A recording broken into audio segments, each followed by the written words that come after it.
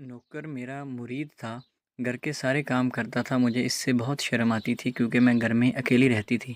ایک روز سوچا کہ کیوں نہ اس کو آزما کر دیکھوں، مجھے پتہ نہیں تھا کہ میں بہت بڑا رسک اٹھا رہی ہوں۔ جب رات ہوئی تو میں نے کمرے میں نوکر کو بلا لیا اور خود آنکھیں بند کر لیٹ گئی۔ میرے طوطے اس وقت اڑے جب نوکر نے میرے ساتھ، میں بہت ہی زیادہ خوبصورت تھی اور جو بھی مجھے کوئی دیکھتا میری تعریف کیے بغیر نہیں رہ پاتا تھا۔ میری خوبصورتی کے چرچے پورے خاندان میں ہوا کرتے تھے۔ جو مرد مجھے ایک دفعہ دیکھتا وہ بس دیکھتا ہی رہتا تھا، حتیٰ کہ پلکیں جھپکنا بھی بھول جاتا تھا۔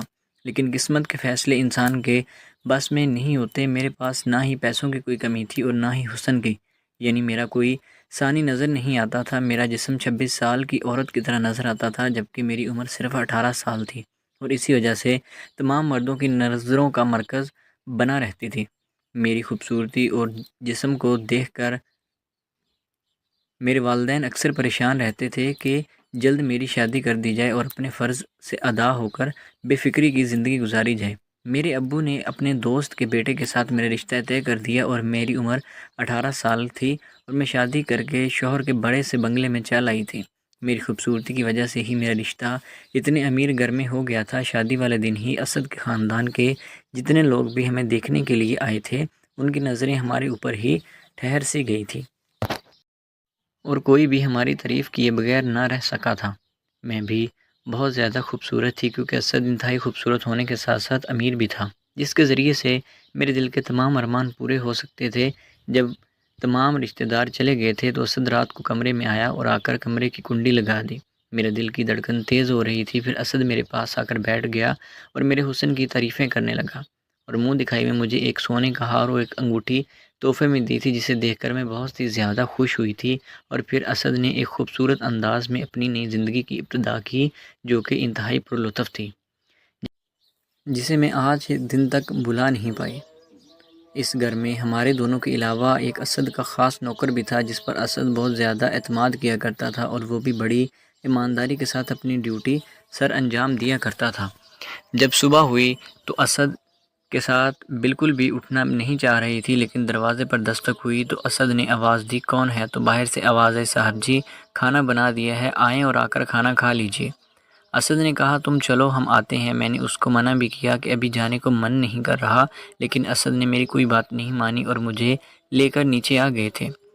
وہاں پر بیٹھ کر ہم نے کھانا تناول کیا۔ کھانے کے دوران ہی اس کو ایک ضروری فون آ گیا تھا جس کے بعد انہیں جانا پڑا۔ اسد کے بغیر مجھے گھر میں بالکل بھی چین نہیں آ رہا تھا اور ایک لمحے کے لیے بھی میرا دل نہیں لگ رہا تھا۔ میرا من کر رہا تھا کہ میں اڑ کر اسد کے پاس چلی جاؤں، لیکن بے بس تھی۔ یوں ہی بیٹھے اسد کا انتظار کرتی رہی۔ گھر میں میرے اور نوکر کے علاوہ اور کوئی بھی نہیں تھا۔ اتنے میں نوکر میرے پاس آیا اور آ کر کہنے لگا، میم صاحب ایک بات کہوں، برا تو نہیں منائیں گی؟ میں نے کہا نہیں نہیں کہیے۔ کہنے لگا کہ میم صاحب آپ بہت زیادہ خوبصورت ہیں اور مجھے بھی بہت اچھا لگا، آپ لوگوں کی جوڑی بہت زیادہ خوبصورت ہے۔ میں تھوڑا گھبرا گئی تھی کیونکہ میرے لیے وہ اجنبی تھا، وہ گھر میں اسد میں نہیں تھا۔ میرا دل بھی گھبرا رہا تھا کہ کہیں کچھ عجیب نہ کر دے، لیکن یہ کہنے کے بعد وہ وہاں سے چلا گیا تھا۔ رات کو 10 بجے کے قریب اسد گھر واپس آئے تھے۔ جیسے ہی وہ گھر واپس آئے اور گھر میں داخل ہوئے تو میں ان کے ساتھ لپٹ کر رونے لگی۔ اسد مجھے چپ کرواتے رہے لیکن میرا رونا تھمنے کا نام نہیں لے رہا تھا۔ میں اسد سے کہا کہ اسد آپ مجھ سے دور نہ جائیں، مجھ سے آپ کی دوری برداشت نہیں ہوتی۔ پتہ ہے میں نے آج دن کتنی مشکل سے گزارا۔ اسد بڑی محبت سے مجھے دیکھنے لگا اور کہنے لگا، کام بھی تو کرنے پڑتے ہیں نا۔ یہ کہتے ہوئے انہوں نے مجھے اپنے ساتھ لگا لیا اور مجھے کمرے میں لے آیا، اور اس کے بعد انہوں نے ڈھیر سارا پیار دیا۔ شاید میں جس کی کمی محسوس کر رہی تھی۔ یوں ہی ایک مہینہ گزر گیا، دن سے رات، رات سے دن ہوتے رہے اور پتہ ہی نہیں چلا کہ کب مہینہ گزر گیا۔ ایک مہینے کے بعد میرے شوہر کو کام کے سلسلے میں دوسرے ملک جانا پڑا تھا اور وہاں انہیں 3 ماہ کے لیے رکنا تھا۔ جب میرے شوہر نے مجھے یہ بات بتائی تو مجھ پر قیامت سی ٹوٹ پڑی تھی۔ میں نے الگ سے منہ کر لیا تھا لیکن میری کوئی بات نہیں مانی۔ آخر وہ دوسرے ملک چلے گئے تھے۔ اب اس گھر میں میرے اور نوکر کے علاوہ اور کوئی بھی نہیں رہتا تھا، اور اسد کے بغیر یہ تنہائی مجھے کھانے کو آتی تھی، اور اس تنہائی کو میں کیسے دور کروں مجھے یہ بالکل بھی سمجھ نہیں آ رہا تھا۔ ایک دن میں بڑے حال میں بیٹھی موبائل چلا رہی تھی کہ اچانک میرے جسم میں درد سٹارٹ ہو گیا تھا۔ میں تکلیف سے رونا شروع کر دیا تھا۔ یہ اتنے میں میرا نوکر میرے پاس آیا اور بولا میم صاحب کیا ہوا ہے؟ تو میں نے کہا کہ میرے جسم میں درد ہو رہا تھا۔ کہنے لگا میم صاحب ڈاکٹر کو بلوا لاؤں؟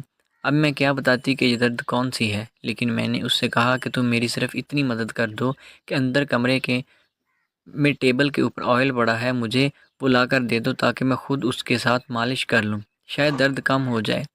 وہ جلدی سے کمرے میں گیا اور وہاں سے تیل اٹھا کر لے آیا۔ میں نے اسے جانے کا کہا تو کہنے لگا میم صاحب میں لگا دیتا ہوں۔ میں نے اسے منع کیا اور جانے کا بول دیا۔ اس وقت تو وہ وہاں سے چلا گیا، لیکن چھپ کر دیکھنے لگا میں کیا کر رہی ہوں۔ تکلیف بہت زیادہ ہو رہی تھی۔ میں نے اپنی ٹانگوں پر تیل لگا لیا اور ٹانگوں کی مالش کرنا شروع کر دی۔ وہ چھپ کر کھڑا دیکھتا رہا، دوبارہ کمرے میں داخل اور کہنے لگا میم صاحب آپ سے نہیں ہو پائے گا، میں کر دیتا ہوں۔ کیونکہ تکلیف زیادہ تھی اب میں نے اسے منع نہیں کر پائی تھی۔ میری ٹانگوں کا مساج کرنے لگا اور اس کے ہاتھوں میں بڑا ہی سکون تھا اور اس راحت کو میں اپنے دل میں محسوس بھی کر رہی تھی۔ میں نے اپنی آنکھیں بند کی اور اسے اس کا کام کرنے دیا۔ سکون کی وجہ سے میں مدہوش ہو رہی تھی اور میری حالت غیر ہو رہی تھی۔